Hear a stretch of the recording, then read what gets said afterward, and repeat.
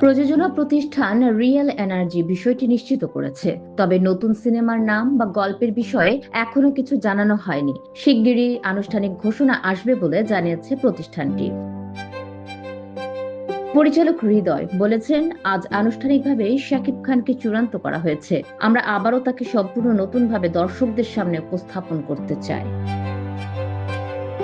সংশ্লিষ্টরা জানিয়েছেন, বরবাদ এর মতো এবারও নির্মাণ, অ্যাকশন ও উপস্থাপনায় থাকবে ভিন্ন মাত্রার চমক। আন্তর্জাতিক মানের একটি বাণিজ্যিক সিনেমা নির্মাণের লক্ষ্য নিয়েই কাজ শুরু করছে পুরো টিম।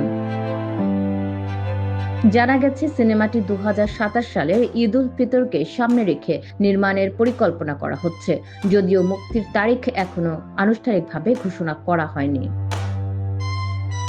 উল্লেখ্য, গত বছর মুক্তিপ্রাপ্ত বরবাদ দেশীয় চলচ্চিত্রের অন্যতম ব্যবসা সফল সিনেমা হিসেবে স্বীকৃতি পেয়েছে। সাকিব খানের তীব্র অ্যাকশন ও হৃদয়ের নির্মাণ শৈলীর প্রশংসায় পঞ্চমুখ ছিলেন দর্শক সমালোচক উভয়েই। সেই সাফল্যের পর নতুন এই প্রজেক্টকে ঘিরে দর্শকদের প্রত্যাশা ইতোমধ্যে তুঙ্গে।